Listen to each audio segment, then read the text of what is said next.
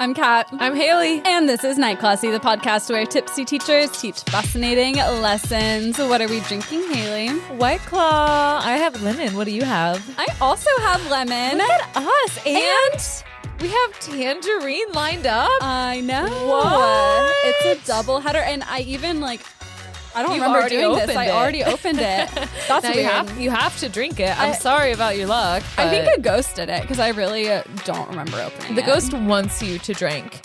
I think the ghost in our house has also been hiding my freaking sleep mask from me. Oh, no. Speaking of ghosts, not to distract us from our White Claws, but he's been quite mischievous. I got really mad the other night. It was like tired and grumpy, and I couldn't find my sleep mask anywhere. That's the worst. I cannot sleep without my sleep mask. Yeah, it's become an essential for me now. I never thought, because I just used to sleep with my little arm over my little eyes. Not comfy. But the sleep mask, perfect. I just invested in one because I've been addicted to sleep masks since my junior year of college. So like 4 or 5 years or so. Yeah.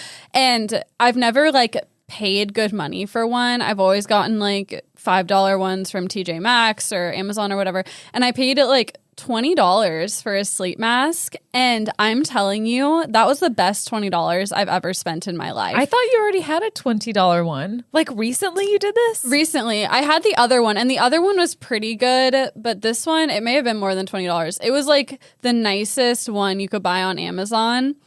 And it has been life changing. What do you like about it? It is it's like memory foam, and something about it seems like it's cooling.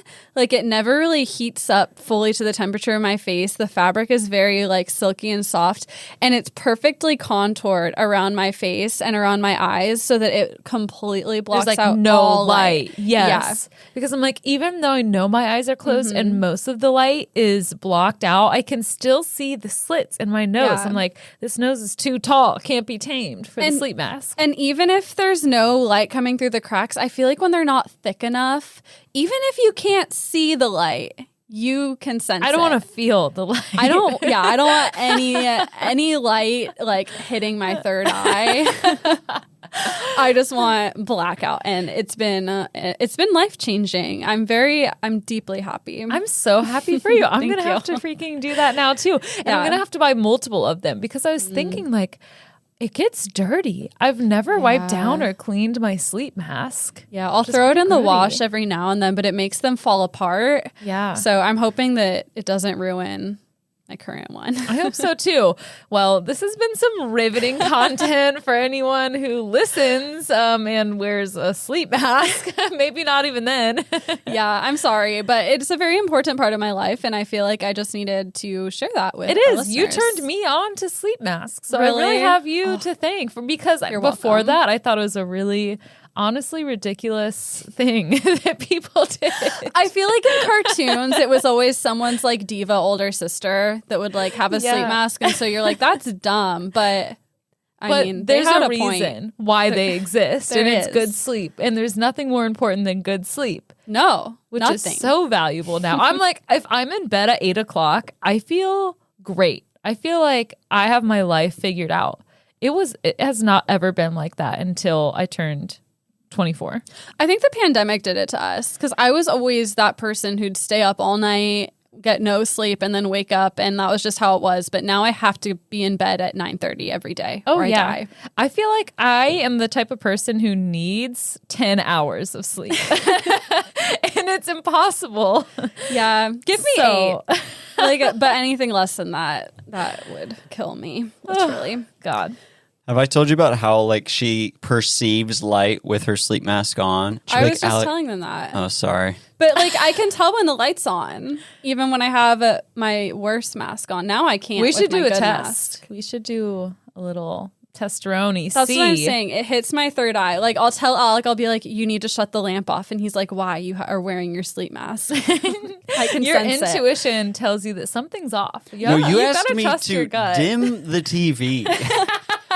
And I'm Kat, you have a completely opaque mask on. No, that was my bad one. And does the TV dim? The TV does dim. How do you do it? You in the settings. Okay. I need a quicker way.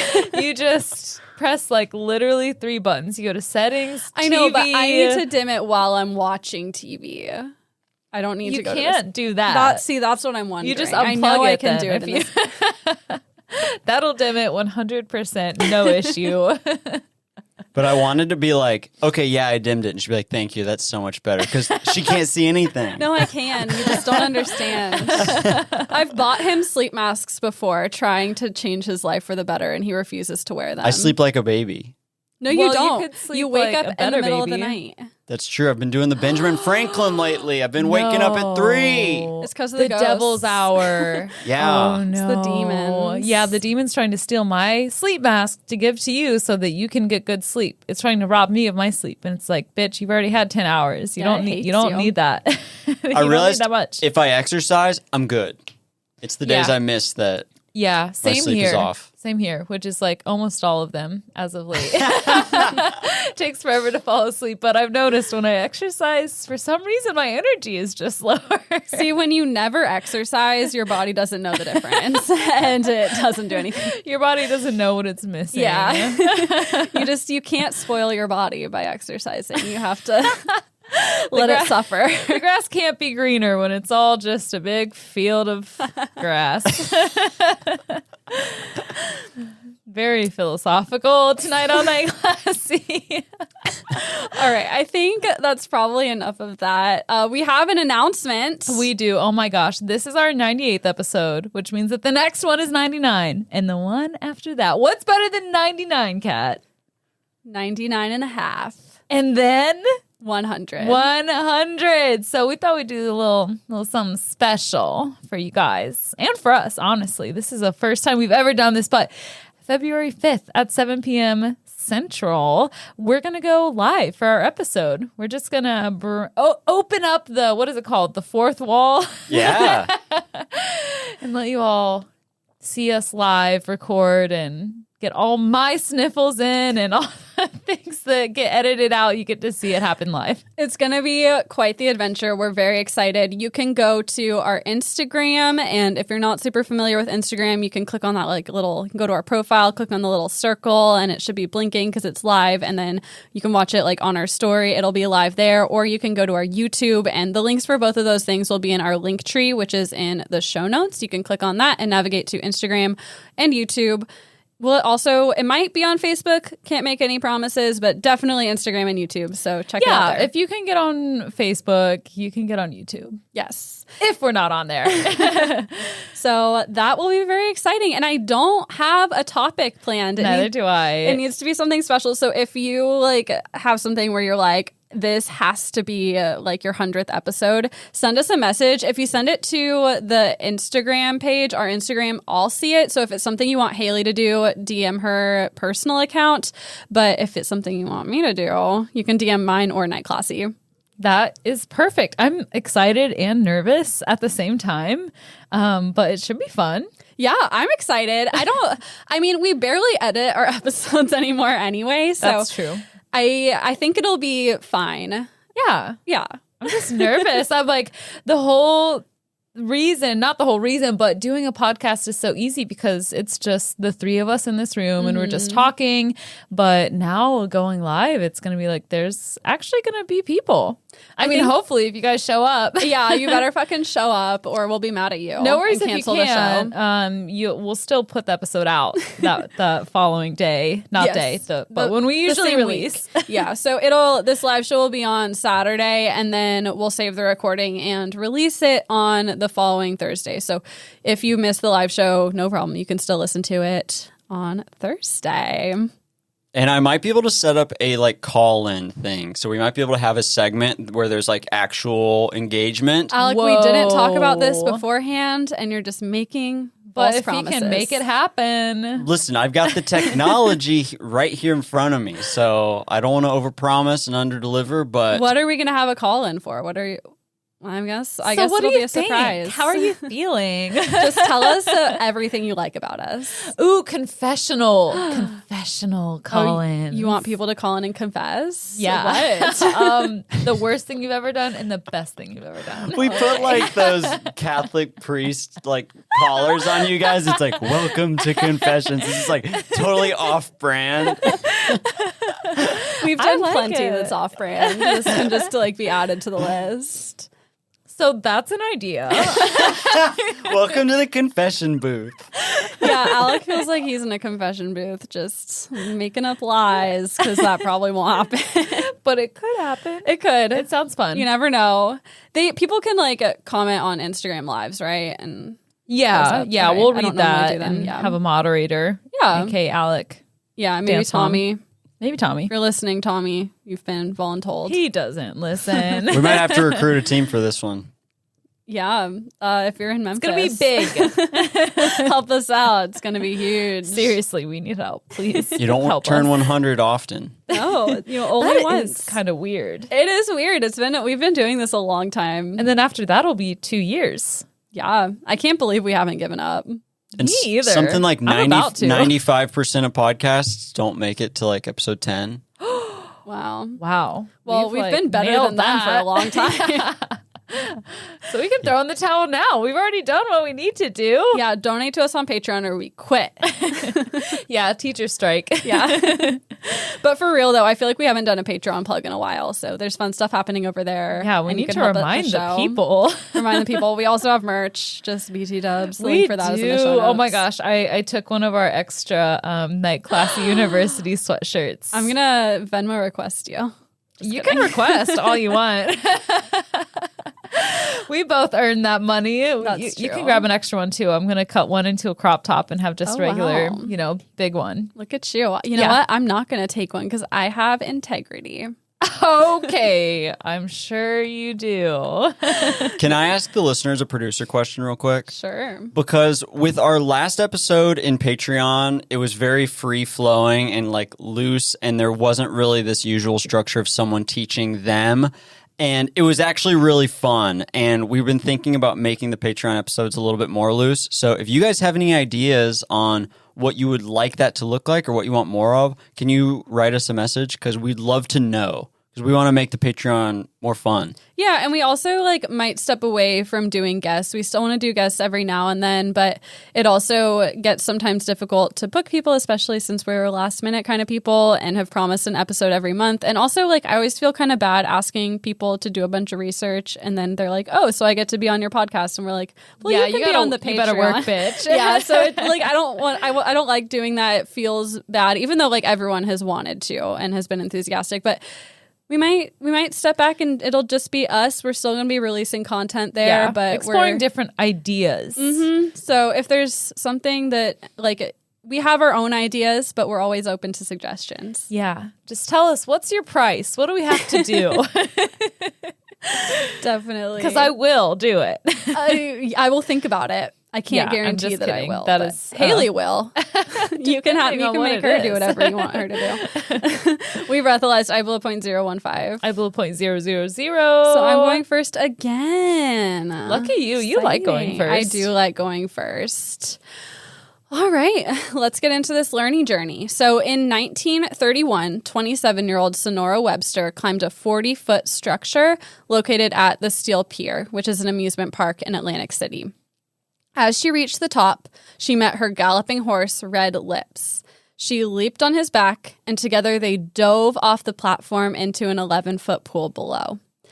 And by the way, 40 feet is more than 4 stories. It was very, very high. The two had made this jump dozens, if not hundreds, of times in front of crowds and excited spectators, only this time something was wrong. At the last second, Red Lips slipped. And when he jumped off the ramp, he was unbalanced, plummeting him into a really overly steep nosedive. Sonora desperately tried throwing her weight backward in an effort to keep him right side up. And in that moment of chaos, she hit the water with her eyes wide open. Red Lips surfaced, luckily unharmed, and Sonora also seemed to be just fine. But later that day, when she returned to her dressing room, she started seeing spots in her vision. Yeah, it seems like something like that would affect you one way or another. Yeah, can you imagine like doing a belly flop off of like 40 feet and now imagine that force hitting your eyeballs? Hell like, that's no. gonna fuck you up. You remember that show, 1,000 Ways to Die? Yeah. And there was that episode where the guy was doing cannonballs off of a cliff and he apparently hit the water at just the right position that the water shot right up his butthole and he died. It like punctured his intestines. I can see that happening. Have I told you about when that, I mean, to a lesser degree, happened to me? Yes, but I forgot. I was inner tubing, and when we inner tube, my dad is a crazy driver, and I flew off the inner tube and like hit the water ass first, and water shot up my butt and basically gave me like an enema. So I didn't want to shit my pants, but like water had gone up there. For one, it hurt. It felt like I had been stabbed up the butthole with a knife. And then I was like on the boat and I don't know why, like I was so embarrassed. I didn't want to tell anyone, but I was like holding it in desperately. Yeah, what do you say? I like, yeah, Water got shut up my asshole. And now I'm telling this story here say. for everyone. But yeah, like in the moment you're like, oh my God. And I was like, I just have to make it to shore. And luckily I did. What? To use the restroom? Yeah, to use the restroom because otherwise I'm going to shit my pants on this boat and No, I don't have anything else go to in the wear. water. I guess I could, but like you don't poop in the water. People do that. I mean, Right? I haven't. But I feel like this comes up a lot. Yeah, didn't Hayley? Weren't you the one talking about how people poop on the beach? Poop on the beach? Yeah, like in the ocean. All I'm saying is that I've definitely peed in the ocean. Well, pee I'm is not fine. pooped. Yeah, poop no, pee yes. Okay. Where's the line, Kat? Sonora's seeing spots in her vision, but there's no pain. She can still see, so she just kind of brushed it off, didn't mention it to anyone, thinking it would go away.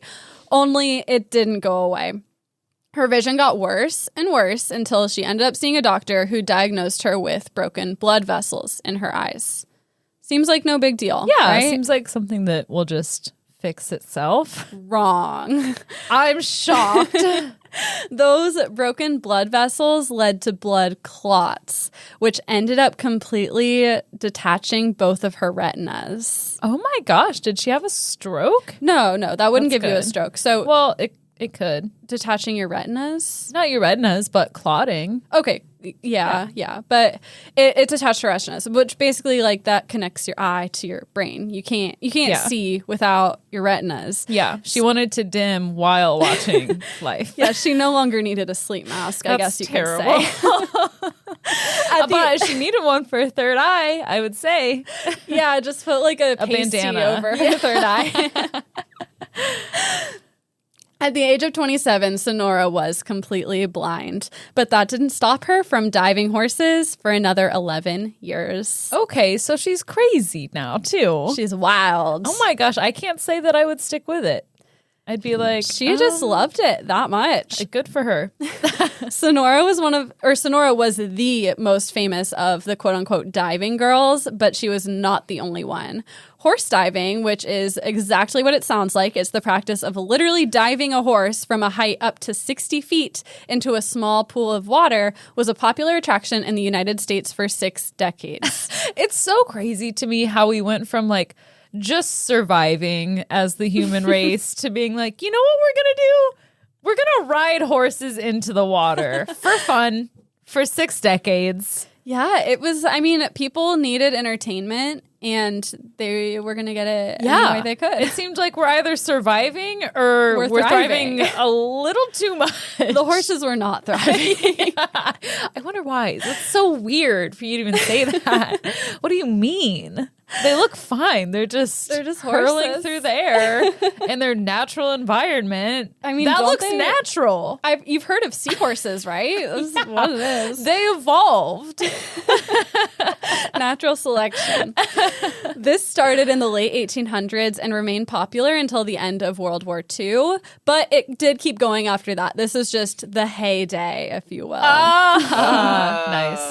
It was invented by a man named William Frank Carver, who was nicknamed Doc Carver and born in 1851 in Winslow, Illinois. We don't know a ton about his early life, but in 1872, he migrated west and practiced dentistry in Nebraska. That's why he had the nickname Doc, even though I think he did this less than a year. He left the profession very quickly. Later that same year, he moved to another location in Nebraska, and he was able to claim some land next to his brother's recently established trapping post. And this was the Wild West, so what he did here was exactly as you can probably imagine. Wild. Yeah, he started like really honing his skills in shooting, hunting, and horseback riding, as one does. Yeah, that makes sense. It checks out. What else are you going to do? Literally nothing. I guess trade furs at a trapping post. What else? Yeah, there's not really much else to do. He learned sharpshooting from a woman named Raymunda, who was a recognized markswoman and had been challenged to shoot-offs by Buffalo Bill Cody and Texas Jack Omohundro. So she's a big deal. He's learning from the best, and she's a woman, so that's cool. In 1876, Carver moved to California, where his sharpshooting career was really able to take off. He created a persona for his performances, and this is kind of yikes, but it was a long time ago. So his persona was called Evil Spirit, and the backstory was that he got the name from Spotted Tail, who I think was a real-life famous Lakota chief, and he was given this name because he killed a rare white buffalo. This obviously didn't really happen, but there were these shows, and you'd go in and, act a part. His shtick was like wrestling. Yeah, it was just like wrestling, exactly. His shtick was his stick was that anyone who challenged him to a shoot-off could use a rifle, and he would use a shotgun, and they'd compete to see who could shoot more glass balls out of the air. And when I read this, it sounded like he was giving someone like something easy to shoot with, and he was shooting with the hard thing. But then I was thinking about it, and it's a lot easier to hit targets with a shotgun than a rifle. So I'm not sure. A rifle is the long gun? They're both long, but a rifle, to my understanding, shoots bullets, whereas a shotgun shoots pellets. So it sprays a bunch of these little pellets, so it's a lot easier to hit things. Yeah. So maybe it was meant to be in reverse. I don't really understand. Or maybe I don't understand guns, which is also very likely. Highly possible. So in the late 1800s, these shooting shows were really popular entertainment. Like I said, you can picture, Annie Oakley, Buffalo Bill, that sort of thing. He was really living this trope.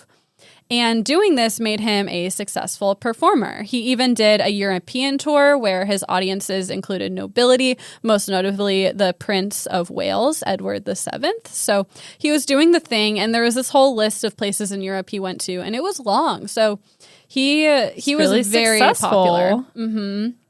In 1883, he partnered up with Buffalo Bill Cody and launched the Wild West show that toured the country. So they did this together going on tour until he launched his own show called Wild America in 1890, and that lasted for 3 years. I had no idea that things like that were even happening in the late 1800s. Yeah, me either. And I think what was happening is it was basically like a traveling circus. Yeah. But Wild West version. You just go around and you'd walk into the town square and be like, you want to pay me money to shoot stuff? Yeah, I think. Have you ever heard of the Dixie Stampede? I don't think so. It sounds like it's basically like that. I went when I was very young. We were in like Myrtle Beach or something, or the Badlands maybe even. I don't freaking remember. But I actually think Dolly Parton has one too. I think they renamed it though. But anyway, it's basically sounds like that. It's like a bunch of horse riding show, and you get fed food and stuff. Yeah, it's exactly like that. It's like, a cowboy performance type thing. After this show, Wild America, he launched a series of smaller shows, and these more and more were featuring trained animals alongside the shooting competitions. It was in these shows that he first added the diving horse act. According to Carver, he got the idea for this after escaping a group of bandits and jumping his horse off of a bridge. He's like, oh my gosh, I just barely escaped with my life. You know what? We should do that for fun. My heart is beating so fast right now, bro. This is crazy. Yeah, I think it was like a matter of like, oh, horses can survive after jumping off of something really high. I think that this was more either what he told people. Like, no one, I think, really thought this was true. It might have been something he said during the performance. Those close to him say he was actually inspired by an incident that happened in Nebraska where he accidentally fell off a bank on his horse. Yeah, but that sounds way lamer. Way more lame. And then there's like the middle ground explanation. Some people say like he was riding his horse across a bridge when it collapsed and he fell into the water on horseback. We're not sure exactly, but no. In any case. He was going with his coworker to deliver some baskets to businesses that dropped him and his company, and the navigation unit told the horse to veer left, but he couldn't veer left because it was obviously he had to turn and went into the embankment. Yeah. And that is actually what inspired that episode of The Office with Michael Scott and Dwight. Wow, this is very meta. We're inspirations on inspirations. There's nothing original anymore. Whatever the origin was, it was a huge success. And over the next few years, the other acts in his show were slowly phased out until it was only horse diving. He was like, this is it. When you know, you know. Right. And if you're like me, you're probably wondering how they taught the horses to dive. Did they? Yes, Okay, they did. good. I couldn't find a clear answer. There's probably a book about it somewhere, but I couldn't find anything super specific. I imagine it involved like a really slow process of desensitization. At least according to Sonora, I think it was her that said like first they would just see if the horses liked to swim, and if they didn't like the water, then they weren't a good candidate for learning how to do this. They had to be comfortable in water. And then I imagine it was just like slowly building up height until they were jumping 60 feet. They're like, okay, we're going to slowly do something more and more dangerous that is against all of your natural instincts. Yeah, not a great situation, but like at least Carver's horses, by all accounts, they were treated very well. I mean, as well as they could be treated for being circus animals, jumping off of 5 stories into water. Yeah. But like they also... And I'm not defending it because clearly there were plenty of animal rights violations, which we will get into. I do not think this is okay. I'm just explaining what I read. So the horses must have been very well trained because you cannot force a horse to dive. Like you can maybe push them off. Like a lot of people assume they were beaten or forced off the balcony. Yeah. They weren't. They had riders. So like if you're sitting on a horse 60 feet in the air, that horse cannot be fearful or doing something it doesn't want to do because you could so easily be thrown 60 feet not into the pool. You can lead a horse to water, but you can't make it jump.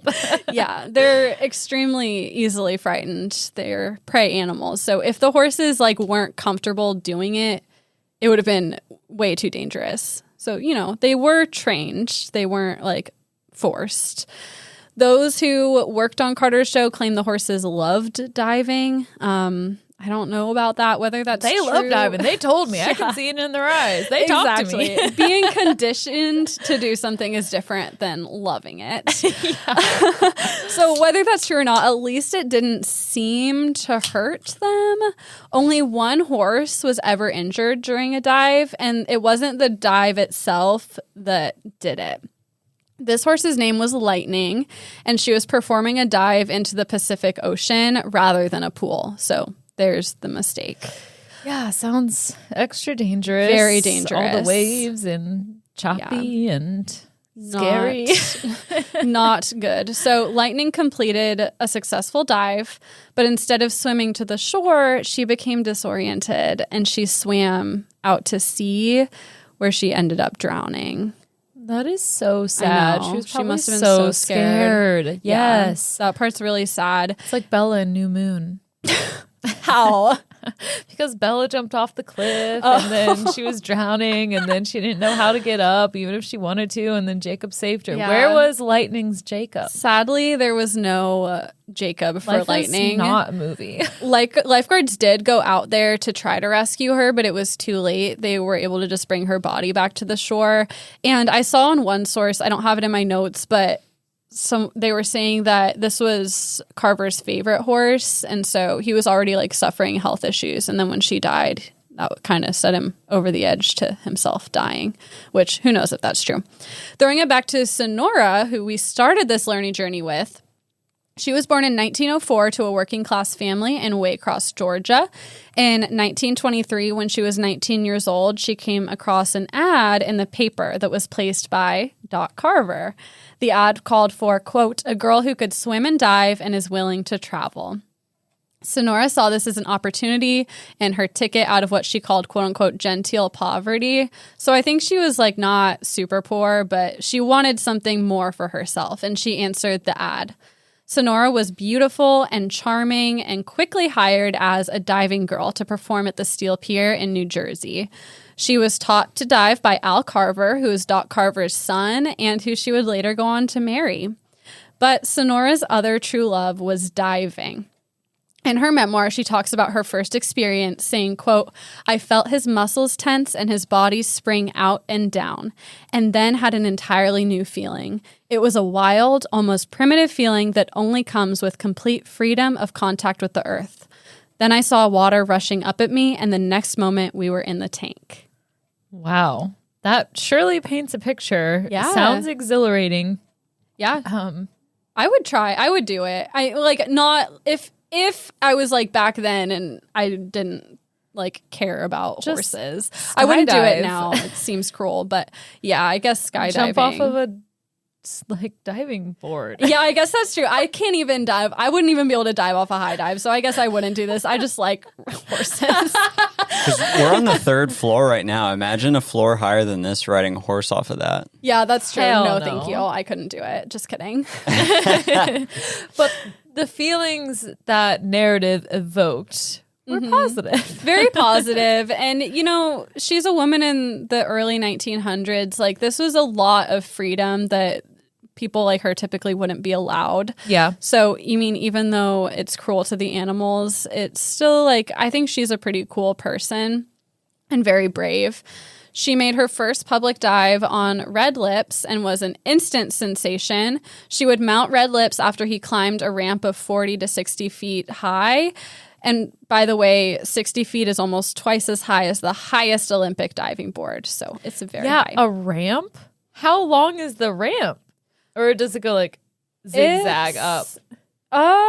She climbed a ladder, I think, and then the horse would go up a ramp. I guess you can't really see anything in that picture. Yeah. You know what I mean? If it was Yeah. just one long ramp.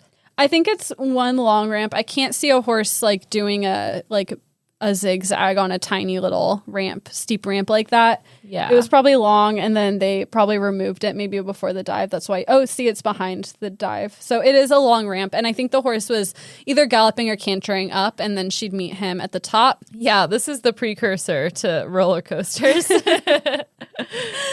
And together they would stand on top of the platform. So she'd get on his back and then they'd stand in front of the diving board while the announcer would build suspense with the crowd.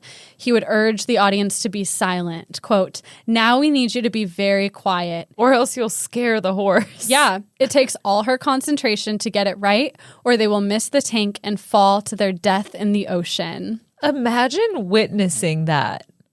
Oh, it was probably terrifying, which is what made it so popular. These are, but I love it. yeah, I love it too. So the stakes were very high, but missing the pool was not the real danger. During a dive, the horses would propel down a short, steep ramp before jumping down into the water. And the pool was only 10 or 11 feet deep. So the horse would still be falling pretty fast when they hit the water. And when they did, their front feet would pretty much immediately hit the bottom of the pool. When that happened, they'd kick off the bottom and snap their heads up because their heads are down, and then they kick up and snap up their heads. if you've ever been hit with a horse's neck, you know how much force that is. Just the horse's neck and head weighs about as much as like you or me does. It's very heavy and it's pure muscle. So that is enough to easily break your nose, your collarbone, your cheekbone if you got hit with that neck coming up and you were on their back. So this happened a lot. I can't imagine doing this jump for the first time and thinking of all the things you have to remember. Yeah, there's a lot. Once you do the actual jump, you're going to almost immediately hit the water and you have to remember to get out of the way. Yeah, to avoid injury, what they would do is lean to one side and then the neck wouldn't hit you. But of course, accidents happen. And so they got whacked in the face like a couple times a year. And was that just a natural reaction for the horse to jerk up like that once they hit the bottom? Well, think about it. Trained? If you're going, no, they weren't trained. But if you're going downward, like imagine you have this long neck and your neck is pointed down and then your feet hit the ground and you spring up. When you push up off the ground, your neck also hits up, or your neck goes up too. Yeah. Did that ever break the horse's legs? No, it didn't. Not that I know of. There's no reports. Like 11 to 12 feet is not deep enough, you know? Yeah, I don't think so either. I mean, horses are like big animals, so maybe they were just buoyant enough that it wasn't too much force. I'm not entirely sure. Despite the danger, Sonora loved her career and the celebrity status that came with it. She enjoyed touring the country with her troupe and the horses. The horses' names were Red Lips, Apollo, Dimma, Lightning, Gamal, Gordonelle, John the Baptist, Judas, Clodois, Lorga, Powderface, Snow, Shiloh, and Silver King. Powderface.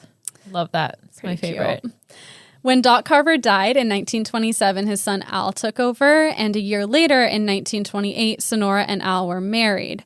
Shortly after, they signed a contract to make their horse diving act a permanent fixture at the Atlantic Steel Pier. Before this, they were touring the country with all these horses and like setting up like a portable platform for this. Can you imagine? Oh my gosh, I can barely go on a road trip without stressing and overpacking. Yeah. Can you imagine doing all that?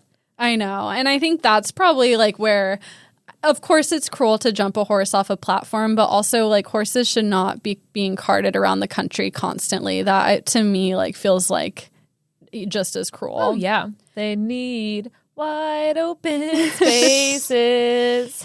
Exactly. And this now permanent show at the Steel Pier actually replaced an elk diving show. What? Oh my God. That was held nearby at the $1 Million Pier. And you're saying what? But sadly, animal performances like this were really popular along the Atlantic City shoreline. There was Rex, the water skiing dog, boxing kangaroos, dancing bears, cycling elephants, and tightrope walking cats. So it was really just like a whole tour of animal abuse that you could go view. Not great. The same people who go to all of those shows are the ones who are like, gay marriage is unnatural.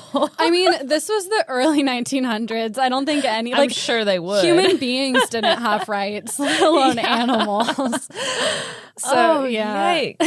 Look at that poor deer, elk or whatever that is. Oh, you have a elk. picture? Famous Aw. diving elks. That is really sad. Diving, more like dying. Yeah, he kind of looks like dead. He's just hanging over the edge. Only his front legs. Poor guy. That's sad. Everything was going smoothly at the pier with the horse diving show until, of course, 1931 when Sonora was blinded. But like I said earlier, she continued diving for another 11 years without spectators ever even knowing that she was blind. I feel like I would definitely tell people. Right? That seems like a missed opportunity. Like they're building suspense with the narrator. Why not say she's blind? A whole other level. Yeah. It makes it so much cooler. I know. That same year, even after this accident, her 15-year-old sister Arnett joined the act and later said about Sonora's injury that she didn't keep diving because she was so courageous. She did it because, quote, riding the horse was the most fun you could have, and we just loved it so. We didn't want to give it up. Once you were on the horse, there really wasn't much to do besides hold on. The horse was in charge. So they were like, she's blind. She can still hold on to the horse. And it's fun. Yeah, so. she's just there for moral support, really, for the horse at that point. Yeah. And I mean, that's not usually how riding works. But I guess if you're just like jumping on and then diving, maybe. Yeah, and if she loved it, Yeah. I'm glad. Like go you go, girl.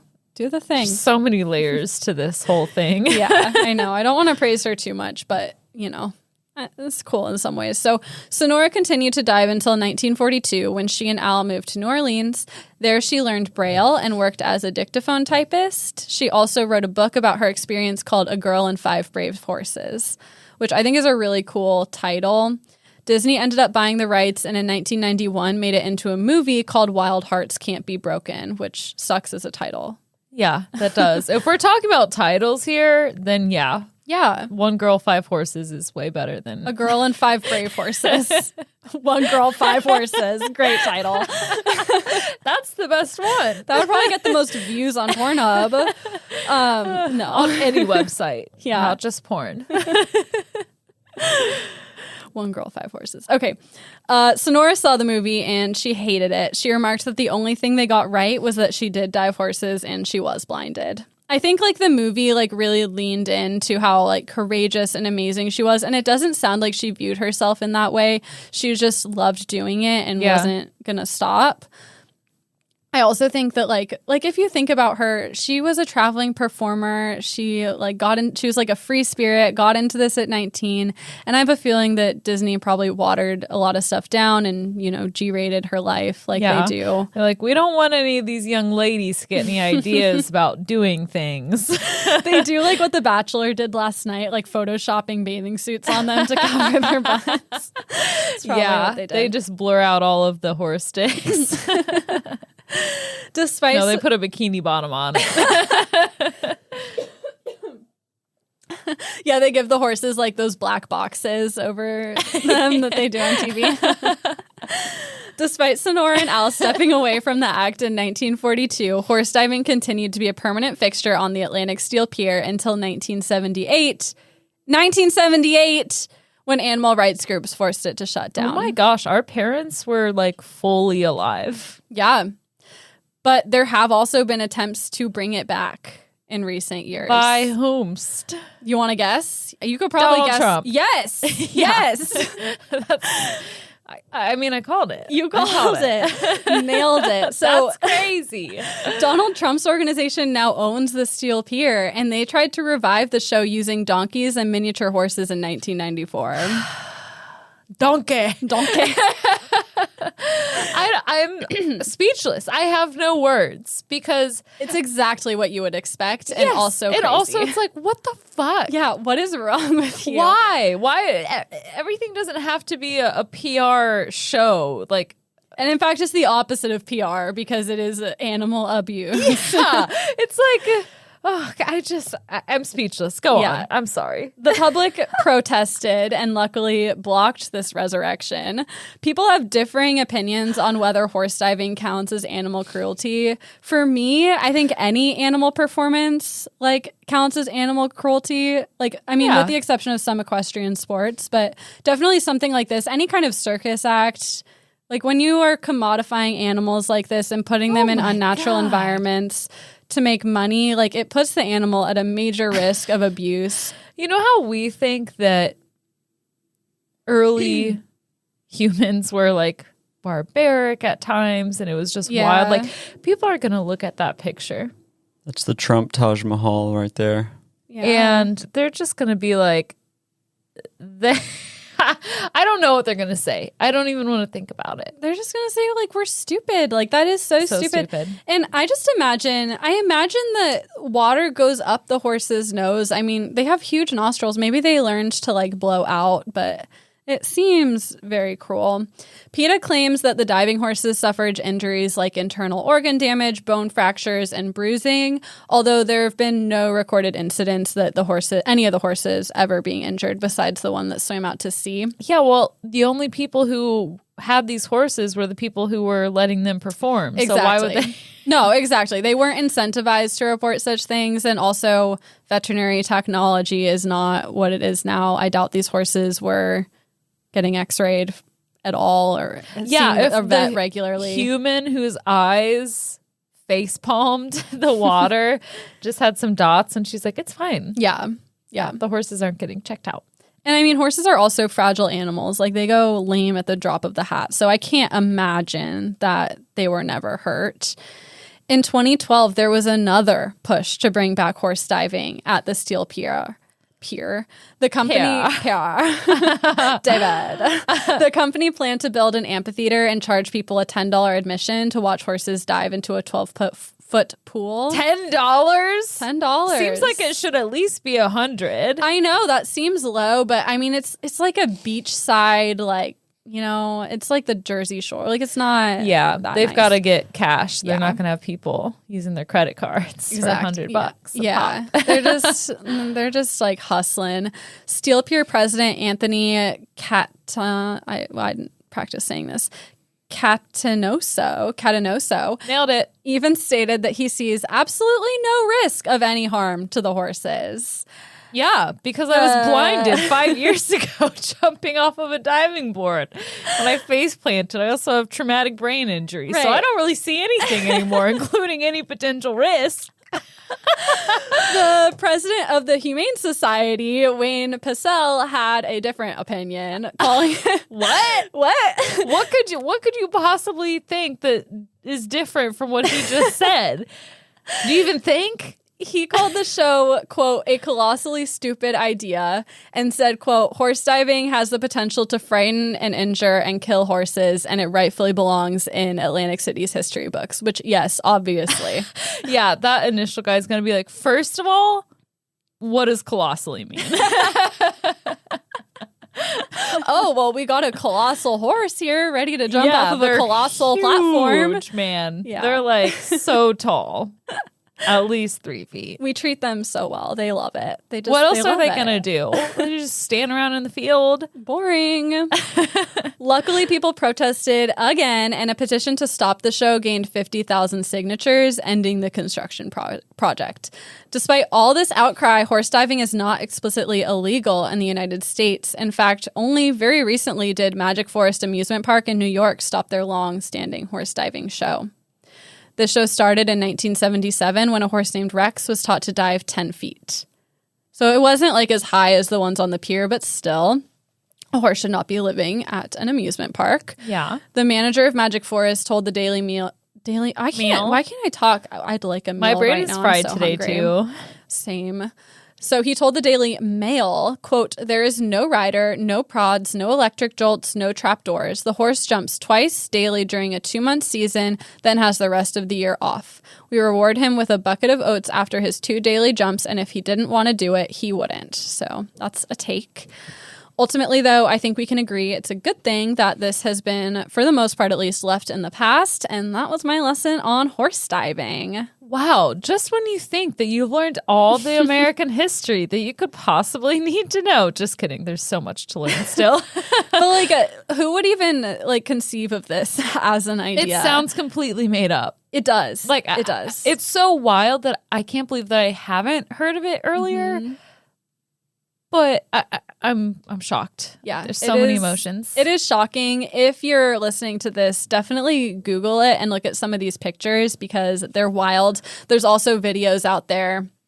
It is wild. Yeah. So fitting for you, little horse girl. I was due for another horse girl lesson.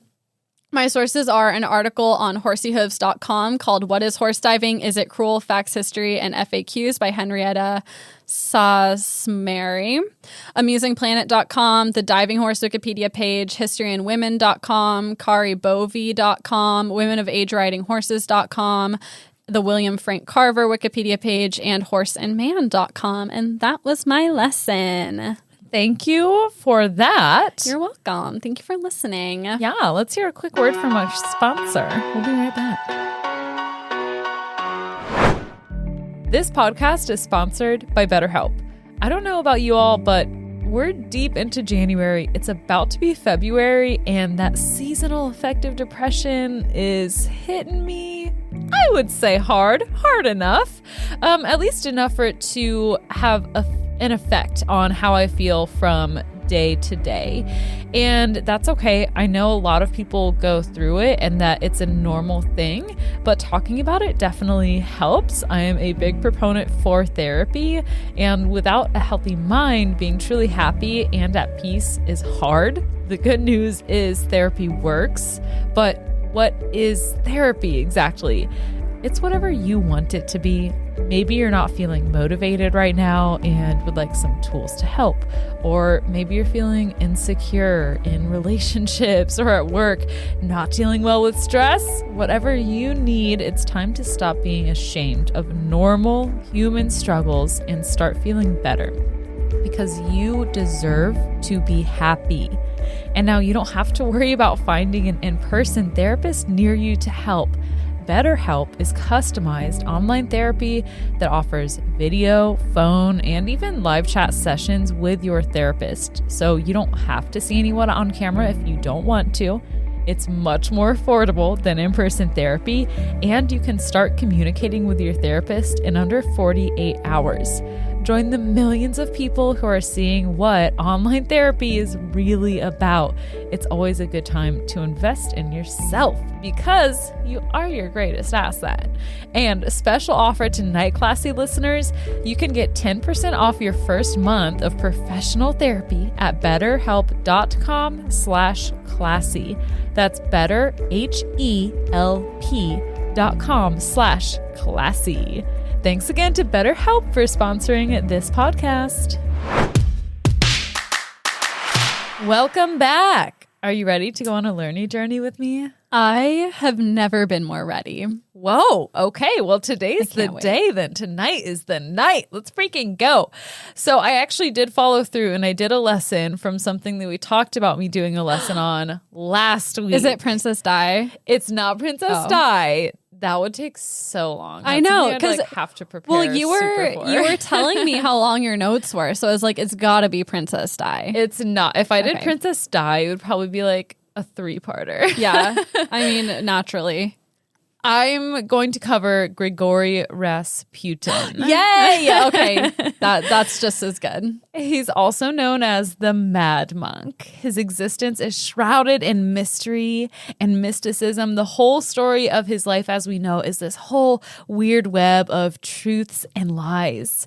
And you said that you don't really know much about him, right? No, not really. I don't know how you got to this point as like being a podcaster, not hearing about him. I don't know either. And maybe it'll come to me, like maybe I'll be reminded and I'll be like, oh, okay, I do know. I think I might have watched like a drunk history about him, but oh yeah, he would be a great drunk history topic candidate. Yeah, and if not, then I don't think I've ever I can't think of when I would have learned about him. Oh my gosh, he's such a good topic for this podcast, and I just figured that we both knew about him and that everyone knew about him. Where did you hear about him? Well, he was in, first of all, you know the movie Anastasia? Yeah. It's first of all not a Disney movie, common misconception. But he was in that movie. Okay. He's like the evil guy. His portrayal isn't super duper accurate, and everything in that movie isn't really super accurate. But I mean, that came out like 1997, the year we were born. So it was in that. I've listened to several podcasts talk about him. What podcast? Drinking the Kool-Aid did one. You're Wrong About did one on Anastasia where they talked about Rasputin. Yeah, Tommy corrected me last night because I was saying it Rasputin. Rasputin. So, Rasputin. But I don't know. I guess I've been around. I guess you're just smarter than me. To the ground, just listening in.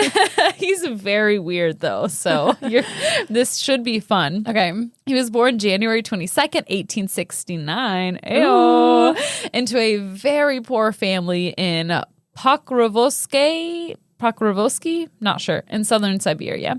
It's this really desolate, remote area. People tended to feel really isolated from the rest of society. Not exactly the picture of like a vibrant and zestful community. Nature and nurture makes us who we are, but some people think that Rasputin's personality was heavily influenced and shaped by this harsh environment that he grew up in. and much of the town believed in paganism.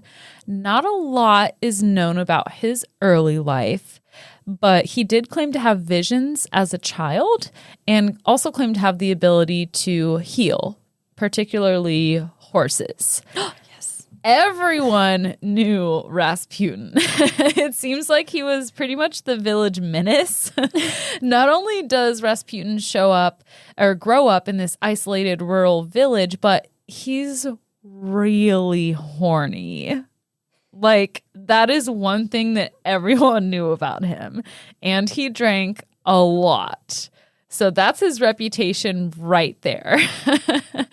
He shows up, mostly his history starts as a young adult, but his reputation grew around him and evolved into people believing that he actually could see the future because he had said it for so long. People are just like, oh, there's that like weird young man who's really horny and can see the future. I'm going to start telling everyone, you will give me $1 million.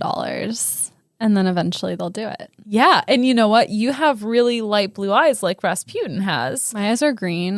You dumb they look bitch. blue. No, they've always been blue to me. They're not green. They're green. They're not so blue right now. You have blue on right now, and they just look blue. I don't know what color are my eyes. Brown. Obviously. Bitch, they're hazel. That's the same. Hazel is what people with brown eyes call themselves to make them feel better. They're like yellow. She on totally the has bottom. hazel eyes. Yeah. Yeah, you're right. They are hazel.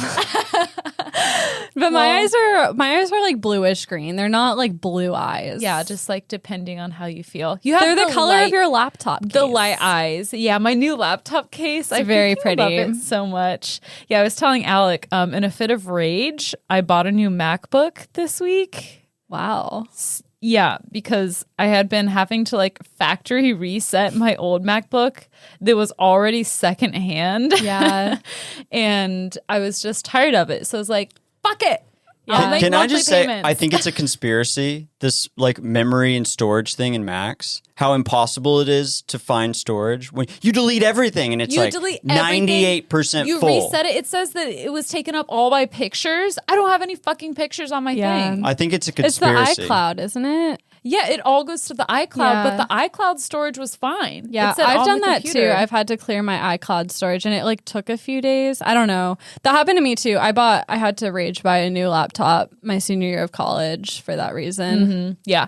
So that's what I went through because that laptop lasted me through like halfway through college and up till right now. So it was great. I got to trade it in. It like took $200 off this That's nice. purchase. But I mean, for God's sake. Yeah. And they're fucking expensive. They're fucking expensive. So But if you're a teacher or a student, Apple has rates for that. So instead of it being like $1,200, it was like $1,000, I think, plus $200 for trading in an old one. Yeah, that's and pretty I good. just got like an Apple card and make monthly payments in it because I don't have $1,000 to just buy a MacBook. And this is now sponsored by Apple. Right. But I do have $20 to get a case off of Amazon. So my new case is airing out tonight.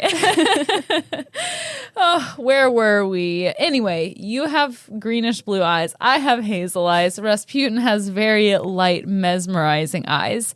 Alec, you can show just a picture of him. We can just have this up.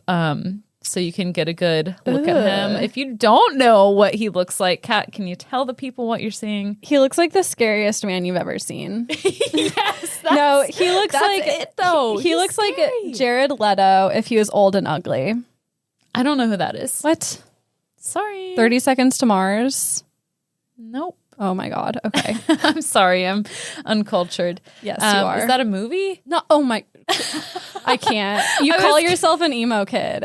Keep going. Oh, 30 This Seconds is Jared to Mars is a Leto here. band. Oh, yeah, it does. Yeah, it does. And he has like a bald spot on the front of his head scalp. It looks like he had like a nervous tick. Yeah, or like something picked his where he'd hair. pull his hair. Yeah. And those are all colorized pictures. So I do have some black and white, but I thought the colorized were even more chilling. Yeah, it's striking. They are. Yes. He is striking. There's something about him. There is something about him, and everyone in this story will agree.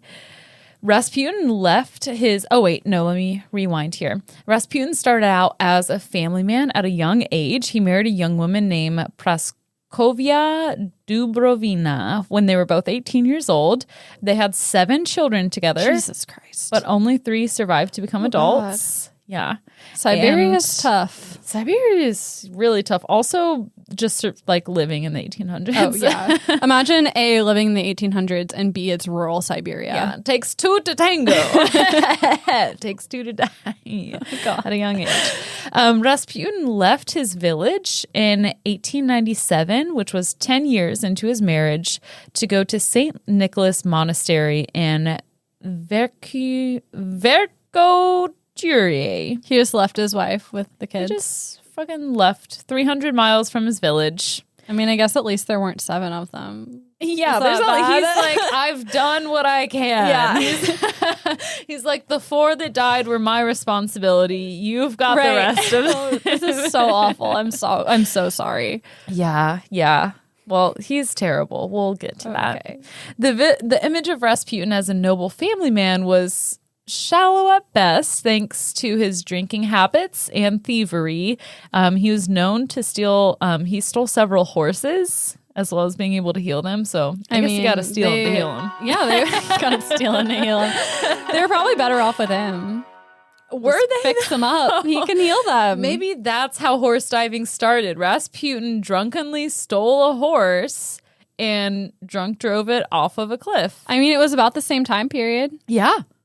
Who knows? Who's to say? Just everything else that he did overshadowed his founding of horse diving. For some reason, I thought Rasputin was like a long time ago. I didn't realize it was 1800s. I thought he was a long time ago too, because we'll get to it. He gets involved with the imperial family of Russia, and to me that just seems like that would be in like the 1700s, at least the ones that he was with the Tsar. I mean, there's still a freaking British royal family. It's crazy. I know. Yeah. It's ew. It's weird. Kind of weird. So Rasputin had a complete religious awakening and decides to become a monk. And that sounds great, but actually the real reason behind why he just up and left his village was because he was escaping prosecution for stealing so much and stealing the horse. And so he just decided to skip town and become a monk. So he studied, he learned to read and write, and he actually never took holy orders. So was he officially a monk? Who's to say? But he didn't have to give up any of his relationships and could still get around, lay the pipe, if you will. Rasputin became a monk and traveled the country, and possibly beyond the country, but he traveled a lot, and he was this self-styled holy man. He preached, he claimed to have these powers. He was able to cure the sick. We all know how real that is when, you can't walk going into the church and then come out and you're healed. Imagine just living in a time where you could say you have powers. And they're like, cool. Yeah, he looks like he has powers. He does. And if you're a woman and you say you have powers, you are burned at the stake. So I guess maybe not. Yeah, you just have to be a man, and pretty much you can do anything back then. You just have to be able to talk to horses. And have light eyes. Yeah. So you're in luck. I am. And you can talk to horses, so you're like double down. That's what I'm saying. Oh my God. I'm a woman. Are you a witch? I mean, you said it. So since you're a woman. So he's traveling all around, and during this voyage, his reputation spreads far and wide as being a healer, and it spreads all the way to the Romanovs, the royal family of Russia. During his voyage, Rasputin was doing the most. And by doing the most, I mean he was doing the least in regards to his hygiene. He was known to be disgusting. He rarely changed his clothes on purpose. He rarely bathed. He would resist touching his body at all and would sometimes wear iron shackles to purposefully increase his suffering so that he could be closer to God. But he didn't care about like all the orders of being a monk.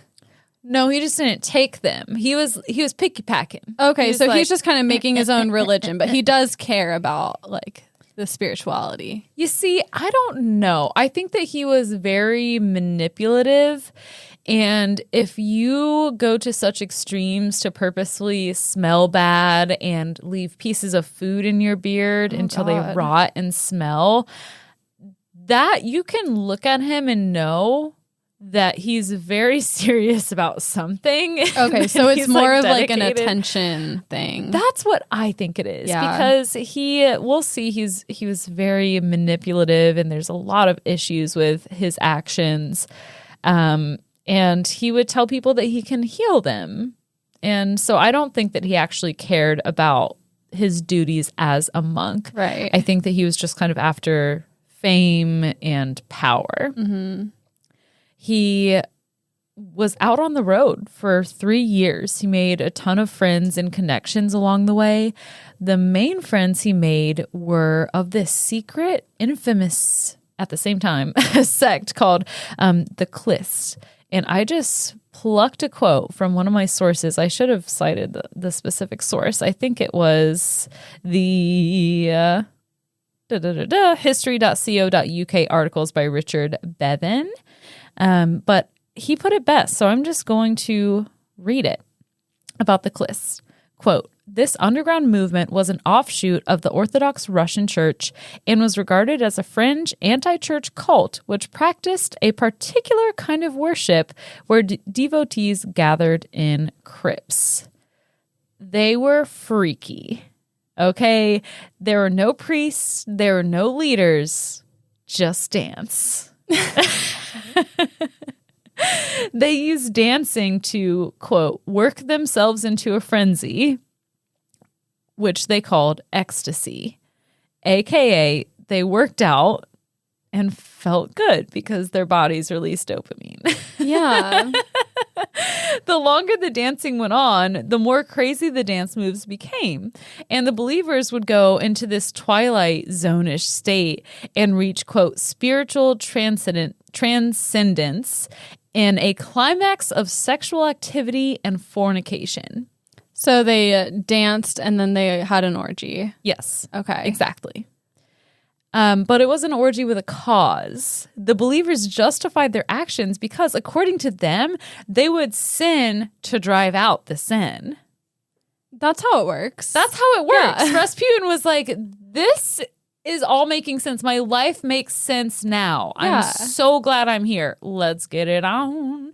His demanding sex drive was more than ready to sin to drive out the sin. The logic behind all of this was that if they sinned really hard, they could repent with a deeper passion.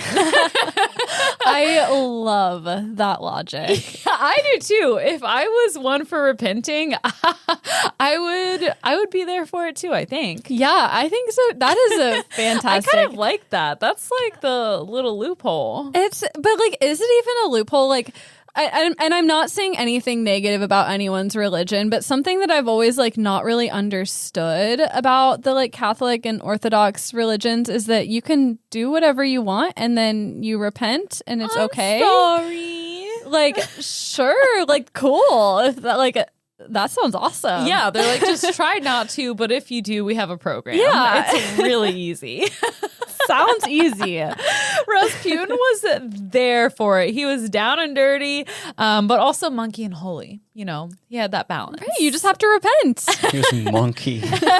Yeah, not like the animal. Monk-ish and holy. Eventually, Rasputin returns to his village, and everyone is like, wow, he's a changed man. Like, he's a monk now. He's not this just weird sex fiend. He's a religious weird sex fiend. But not everyone thought that he had changed for the better. Some people recognized him as holy, but others felt this particularly dark energy around him and that he just gave off. Rasputin came back claiming to be a higher being, transcended beyond normal people. He built a chapel under his house and got others to follow him in the services he provided. Part of following him and his religious services was having sex with him. Oh God, and he stank. He stank. He bestanketh them. He basically just created a sex cult. Yeah. And I don't know what got these people so attracted to him. He was very charismatic and he has those icy eyes. But beyond that, looking at him, I don't think there's much there for me. It's so weird with cult leaders how some people, I think, just have the charm. Yeah. That they can brainwash people. Yeah, he had to have the charm because I don't know what it was. At 34 years old, Rasputin claimed to have visions of the Virgin Mary telling him to go to St. Petersburg and assist the imperial royal family. So he's like, okay, voice in my head. I'll if go you live say in a that, castle. I'm going to go do that. Yeah. And he was in luck because apparently the Tsarina, Alexandra, also had visions of a mystic monk who would help her family. Rasputin got a letter of recommendation sent to Bishop Sergei, who then arranged for him to travel to his seminary and the city of St. Petersburg. Bishop Sergei introduced Rasputin to Bishop Theophane, the city's most powerful and most well-networked church leader. He would later go on to serve as the Tsar's confessor. Theophane was repulsed by Rasputin's smell and his filth, but he knows magic when he sees it, baby. So he let him in those doors, and he introduces him to his wide network of high society. Somehow, quote unquote, society ladies found Rasputin absolutely irresistible. They felt he oozed sex appeal with his light, hypnotic eyes. Oh my God. Can you imagine? No. I mean, I guess.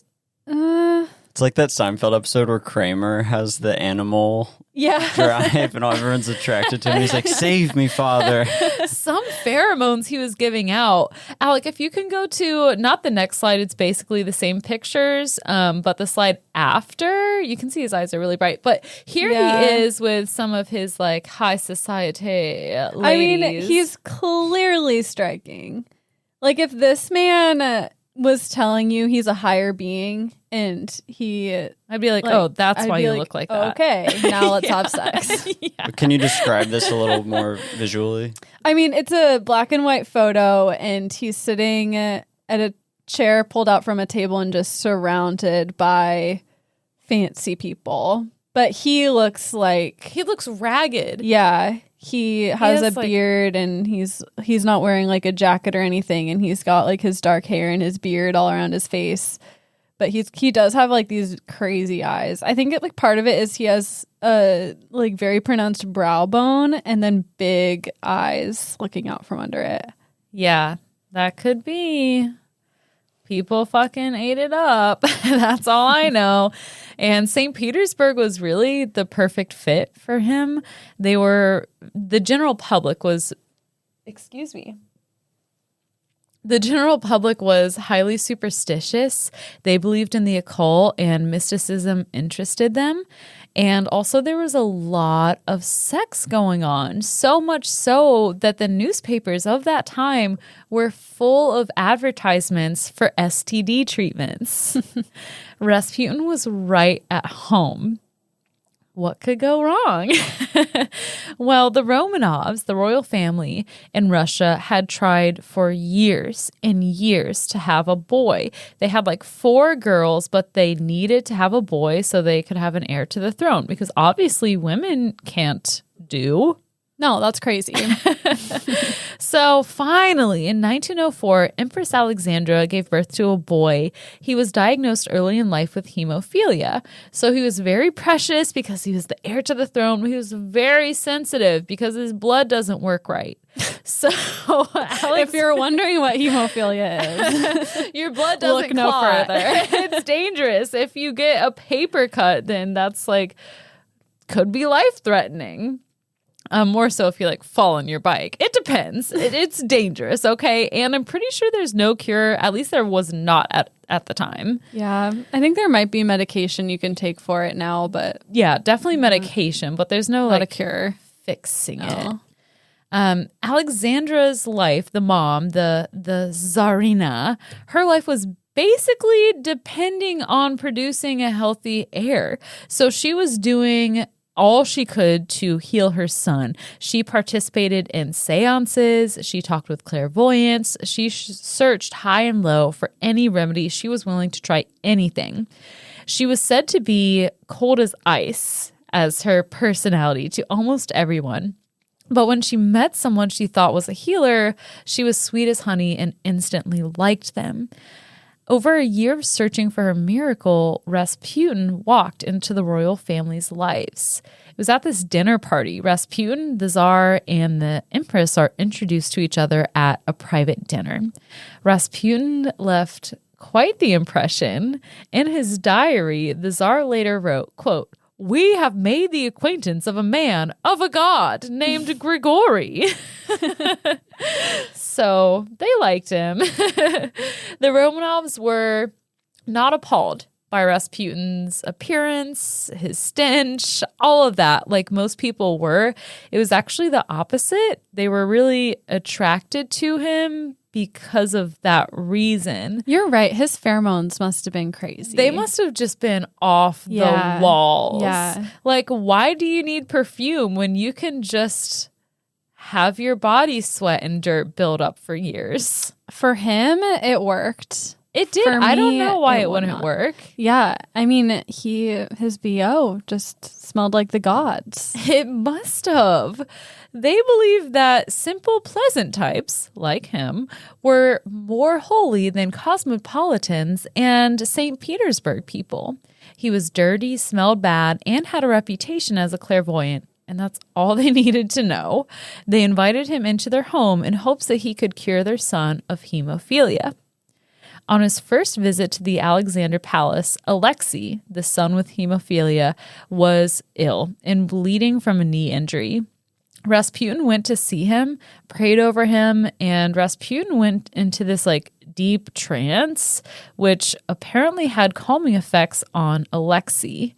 If someone was praying over me and went into this weird trance where they like weren't responding, it would make me worse. Oh, it would be I terrifying. would be so upset. Yeah. It just makes me think of the episode of Nathan For You, the ghost realtor, when he's like doing an exorcism on that woman and he looks terrifying and she just like, She's like, completely, what? no, she leaned into it. Oh, right. I thought He was like healing her back pain. I need to rewatch that. I was thinking of something else completely, but now I know what you're talking about.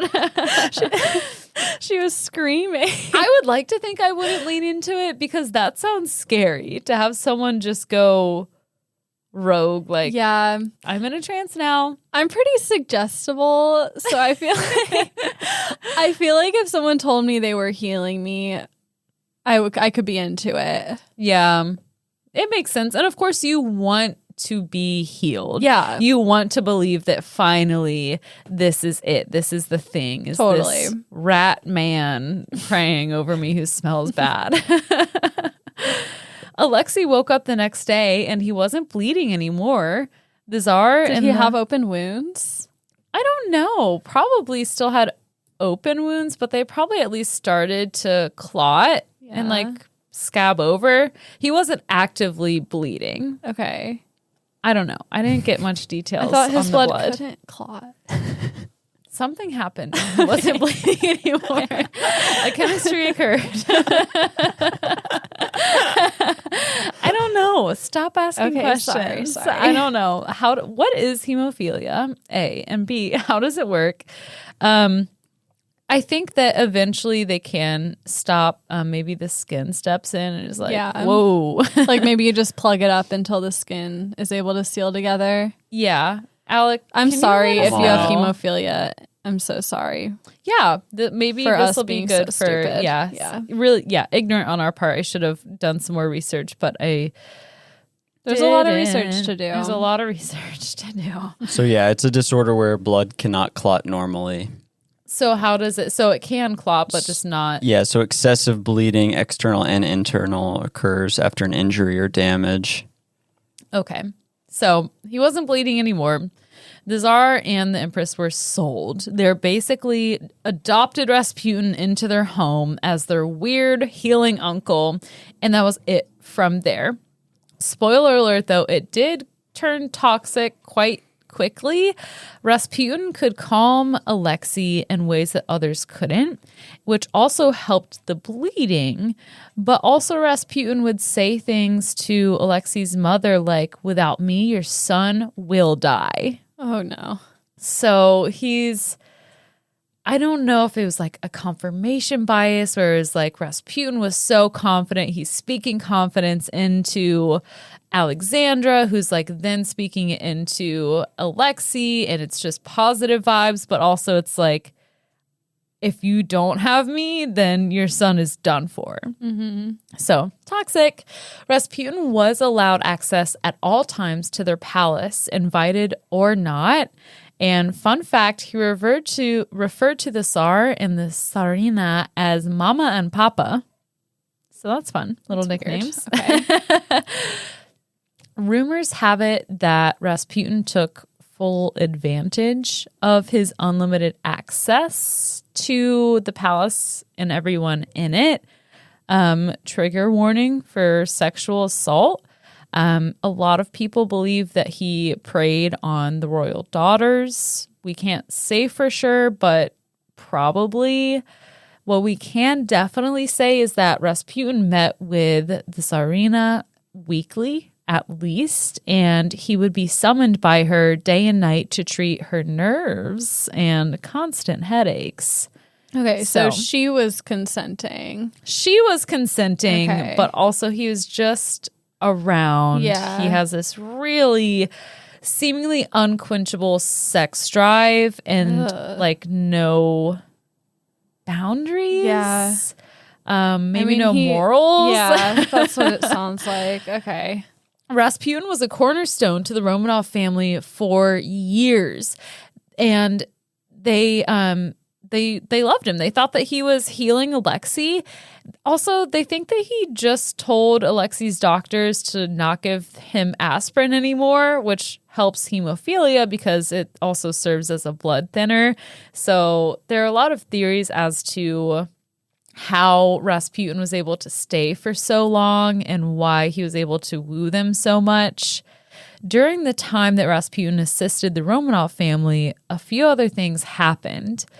People, first of all, wanted to be friends with Rasputin more than ever because of his connections to the royal family.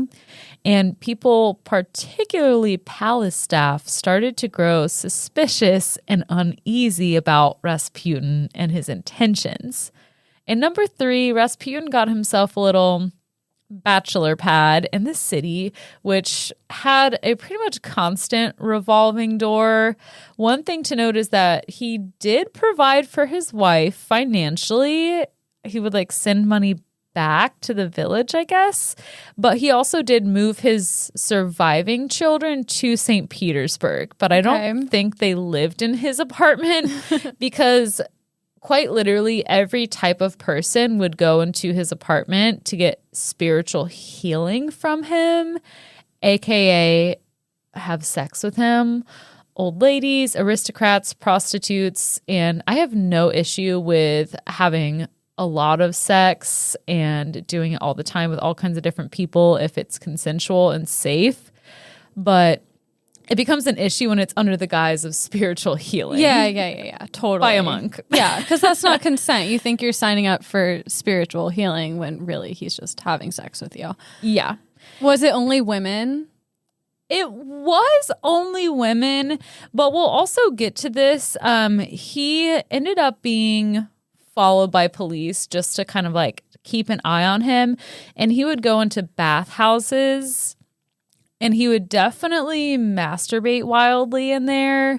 We don't really know if other things happened, but it seems that it was mostly women. Okay. But, you know, who's to say? Right. I'm sure. I guess I can't say I'm sure, but I would not be surprised. I would not be shocked if there was, yeah. Yeah. So he's just having all the sex under the guise of spiritual healing. And he encouraged them to sin with him so that their forgiveness afterwards would, of course, bring them closer to God. And his wife knew about all of this. She was completely unconcerned with his promiscuity, commenting that, quote, he has enough for all. Well, she also can't do anything about it. Like, Right. what are you supposed to say?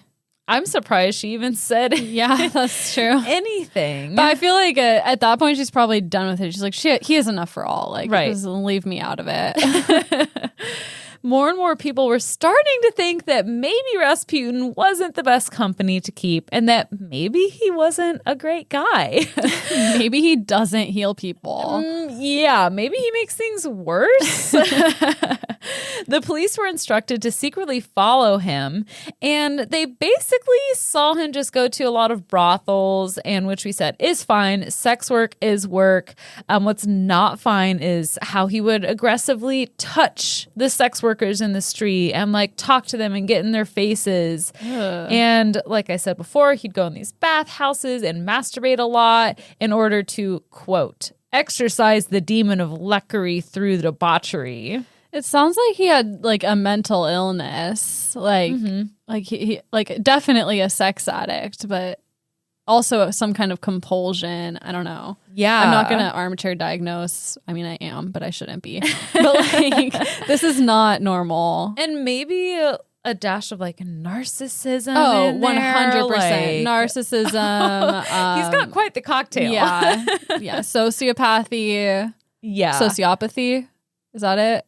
I don't know. Both. Sociopath. Okay. The thing about that is that both sound right. Okay.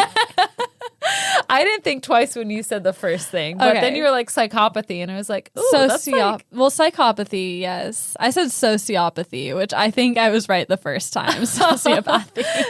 So who knows? There's no way to know. It's late, and I'm so hungry.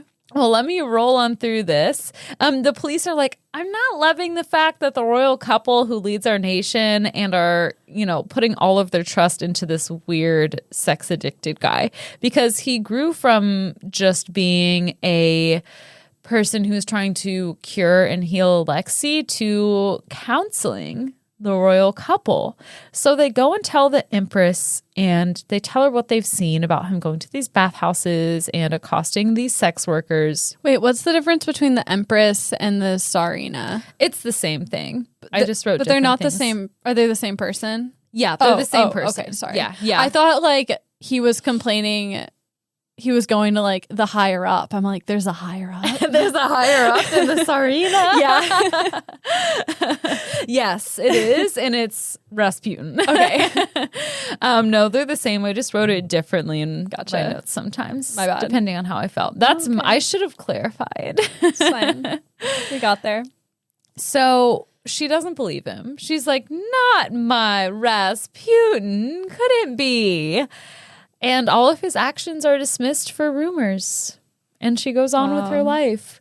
But the Empress was not the only one to hear these rumors. But what's the rumor that he's having sex with everyone? Didn't she already know that?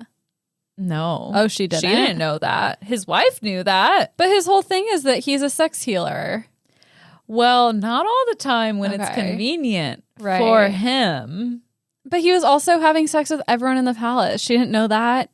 She probably thought she was the only one. No, there's no way. She probably thought that it would make her look bad. If she did know, she probably wasn't willing to admit and be like, you're right, we need to do something about this. I think that's probably it. Yeah, you're probably right. His We can't run a pheromones were- news article that he's like spending all his time in a brothel and healing my son in the palace.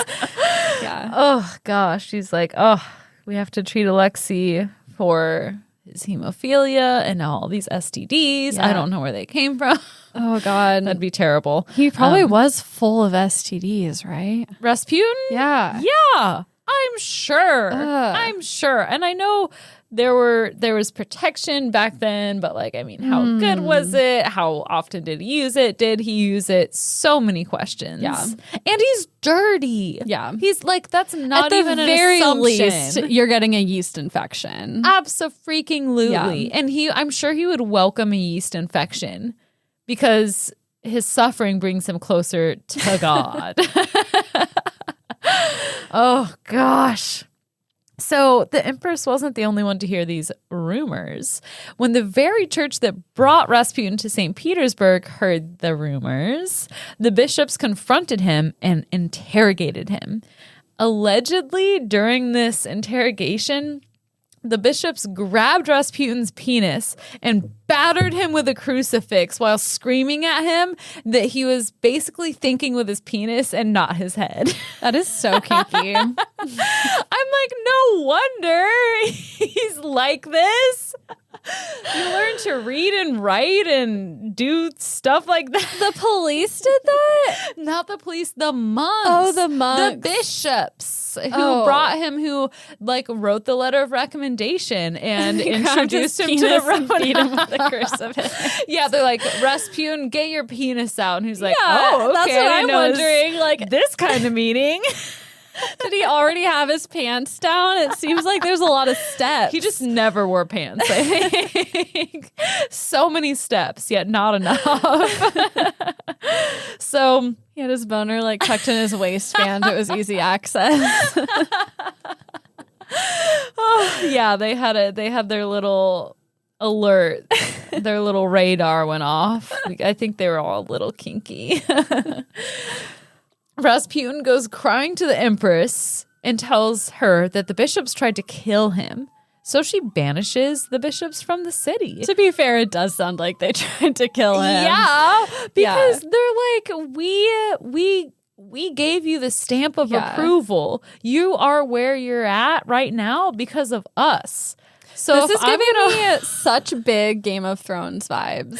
Like when Cersei kicked out the monks from... And brought in her crazy guys. Oh, in like the city that she took over? Mm-hmm. Yes. She like in the streets. Yeah, I do. I feel like that has to be inspired by this. Oh, for sure. Yeah. For sure. I mean, I'm sure it happened other times too, but this is this is pretty recent when you think about it. Yeah. So she banishes them from the city. Rasputin gets this whole other layer to his reputation for being invincible because they tried to kill him. They held him by his penis and beat him almost to death, but he's invincible. So being called invincible is almost a challenge. It becomes for the people who might like to kill him. Rasputin had traveled home to his village and was at this post office when a peasant woman charged him with a knife and just started stabbing him in the stomach and even drew out some of his intestines. Oh, God. Yeah, pretty gross. The woman had been sent by one of the banished monks to kill Rasputin. Can you imagine killing someone? Or, well, A, killing someone, B, sending someone to kill someone. No, but like it seems like it makes sense. It makes sense, but I don't know, seems kind of intense. Yeah. It's all intense. Anyway, he lived. It took a long time for him to heal, but he lived. The big downside was Rasputin, while he was healing, he was in this hospital that was kind of far away, and he wasn't able to be right there in the Romanovs' ears to counsel them. So when he was in the hospital, Archduke Franz Ferdinand was shot and assassinated in Sarajevo, Bosnia. I'm not sure if I pronounced that correctly, but that spiraled Europe into the Great War and set Russia against Germany. The Tsar of Russia wanted to be popular with his people, and the people wanted war. But Rasputin was like, no, don't go to war. It's a bad idea. He's sending all these telegrams from the hospital to the Tsar to tell him to like, you should not go to war. But the Tsar is like, no, I'm going to go to war, which was a fatal decision for both the Romanovs and Rasputin. So Rasputin gets out of the hospital just as influential as ever, and an opportunity arose where he could step into the Tsar's shoes while he was away at war. Oh, no. The Empress was technically in charge of everything, but she was super dependent on Rasputin to advise her. He was hiring people. He was firing people. Millions of Russian soldiers died and were wounded, and Rasputin was doing a terrible job at everything he did. There was an influx of refugees in Russia, demonstrations, and a significant rise in suicide rates in the country. The average people of St. Petersburg were struggling on every level and started to resent the royal family and their privilege. They were ready for a revolution. Basically, everything was terrible, and the healing monk couldn't even heal himself, and his mental and physical health had started to decline. Rasputin started getting visions of his and the Romanovs' death by murder.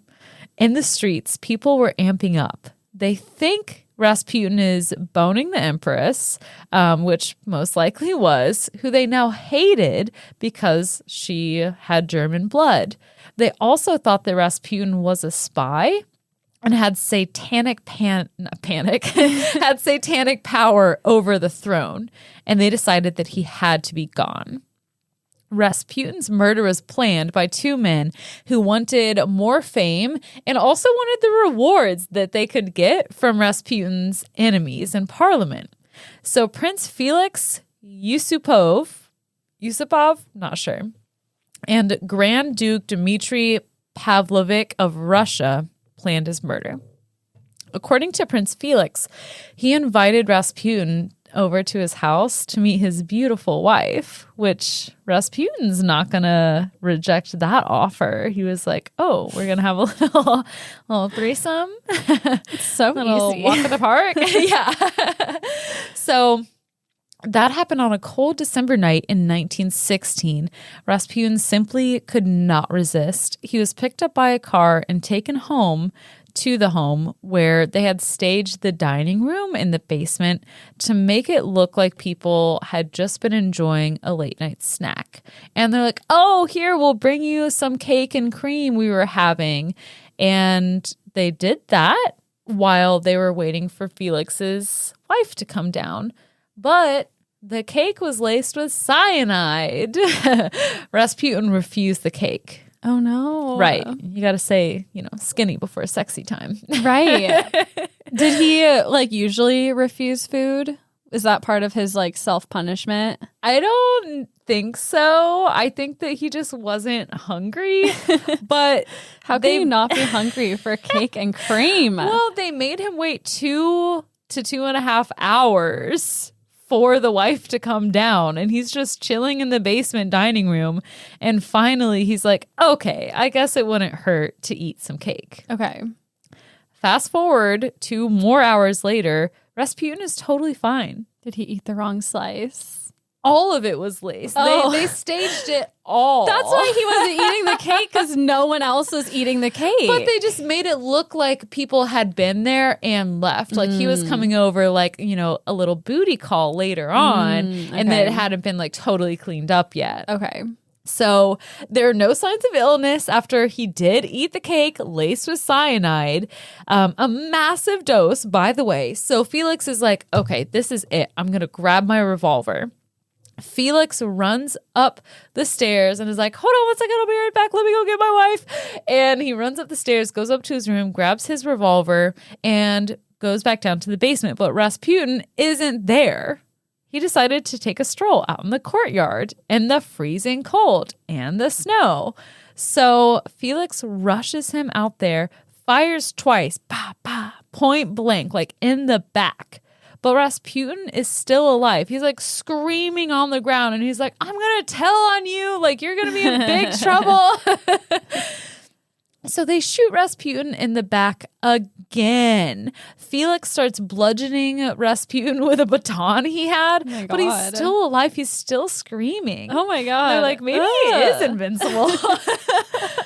You know how horrible, and I don't kill bugs because it's so horrible to squish them. You just feel so bad. And it's imagine doing that to a person. Especially this guy who says that he's a healer and has all these powers and looks the way he does. And I'd be like, if you by some chance do have these powers, I'm fucked. Yeah, I would not mess with him. I would want to be on his good side. Yeah. Right now, I'm surely on his bad side. But if I were alive back then, I'd try to be on his good side. That is just horrific. Super horrific.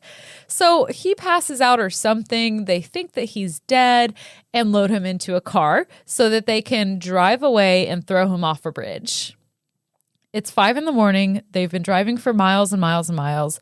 And they finally are like, okay, we're not going to throw him off the bridge. We found this hole in the ice on the water they were just going to shove his body into. What happens when the lake melts? The tide can carry him away. Oh, it's the ocean? It's the ocean. Okay. Yeah, he's going to get carried away to sea. Okay, good plan. So finally, Rasputin was done for.